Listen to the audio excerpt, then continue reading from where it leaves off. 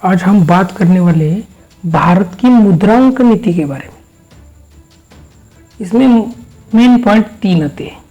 एक repo rate, दूसरा reverse repo rate और तीसरा CRR, cash reserve ratio. Bharat की मुद्रांक नीति भारत में जो पैसे का आदान प्रदान होता है, जैसे अपने अर्थव्यवस्था में संतुलन बनाए रखने का काम भारत के रिजर्व बैंक के पास है और यही रिजर्व बैंक भारत की मुद्रांक नीति को तय करता है, जिससे अर्थव्यवस्था बनी रहे, अर्थव्यवस्था में उतार चढ़ाव ना आए। ये देखने का काम RBI का रहता है। तो शुरुआत रेपो रेट से करते हैं। रेपो रेट किस काम में आता है?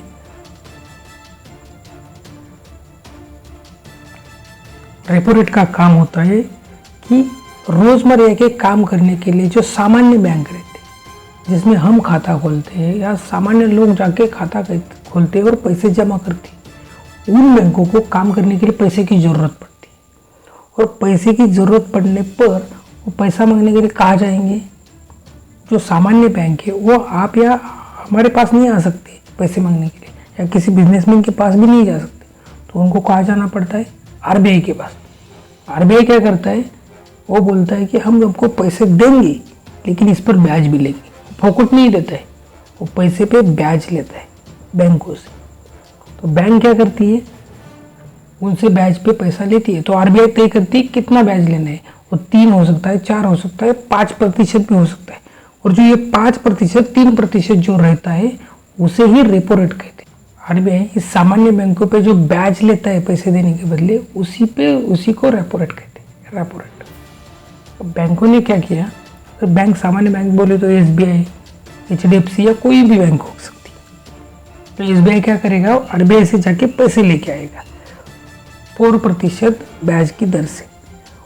और SBI क्या करेगा? SBI के पास एक ग्राहक आया है। ग्राहक जब आता है तो SBI क्या करता है? RBI से पैसा लिया हुआ पैसा 4% में लिया है, लेकिन वो 4% में उस कस्टमर को नहीं देगा। वो कितने प्रतिशत में देगा? 10, 15, 16% में उसको देगा। वो क्या करेगा? वो पैसा लेगा और खर्चा करेगा। और बैंक अपने हिसाब से तय कर सकती है, 16, 17 या 18% में भी दे सकती है। बैंक अपने कॉम्पिटिटर के हिसाब से, ग्राहकों को लुभाने के हिसाब से, अपने हिसाब से लोन कम या ज़्यादा कर सकती है। वो पूरा राइट्स बैंकों के पास रहता है, जो सामान्य बैंक रहते हैं उनके पास रहता है। और अगर ब्याज दर थोड़ा कम करके अगर ज़्यादा लोन बांटने लगे तो RBI फिर परेशानी में आती है क्योंकि ज़्यादा अगर पैसा बांटेंगे तो लोग ज़्यादा खरीदी करेंगे। अगर लोग ज़्यादा खरीदी करेंगे तो महंगाई दर बढ़ जाएगी, और महंगाई दर बढ़ ना जाए इसलिए क्या करती है RBI?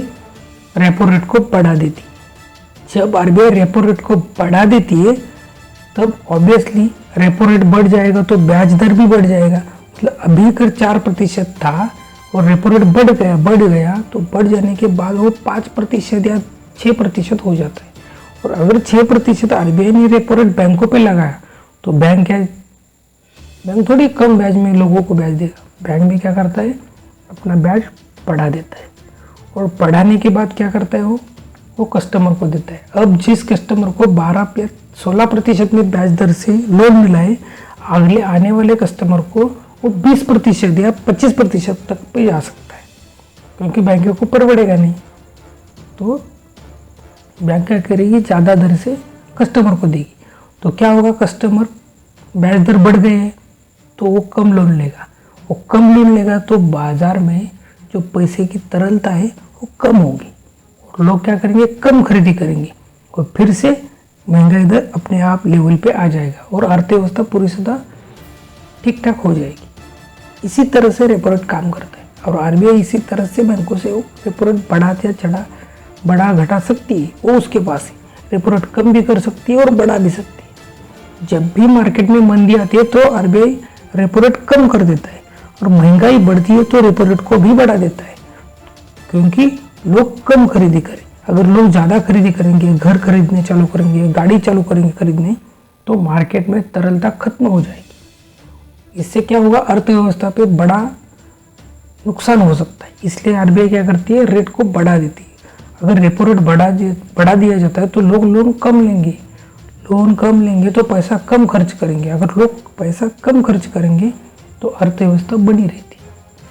इसके बाद आता है रिवर्स रेपो रेट। ये किस तरह काम करता है, बैंकों के पास बहुत से एसेट होते हैं, बहुत जगहों से बैंकों के पास पैसा आता है। अब आया हुआ पैसा बैंक अपने पास तो रख नहीं सकती, और बैंकों से कोई लोन लेगा, लेकिन बैंकों से कोई लोन लेने आए तो बैंक क्या कर सकती है, उनको लोन दे सकती है। लेकिन अगर कोई आए ही नहीं तो लोन लेने के लिए, तो उस पैसे का क्या करेंगे, उनके पास तो रख नहीं सकते। अगर चोरी हो गया, बहुत सारे तो उनको डर रहता है, तो क्या करते हैं, वो पैसा आरबीआई को वापस देती है, और आरबीआई को कहती है कि इस पर हमें ब्याज दो। अब आरबीआई क्या बोलता है कि पैसे हम अपने पास रखेंगे, लेकिन ब्याज हम हमारे हिसाब से देंगे। लेकिन ऐसा क्यों बोलता है, क्योंकि आरबीआई को पैसे की ज़रूरत नहीं होती। वो क्या बोलेगा, आपका पैसा आपके पास रखो, हमें नहीं चाहिए। तो बैंक क्या करती है, जो चाहिए वो दे दो।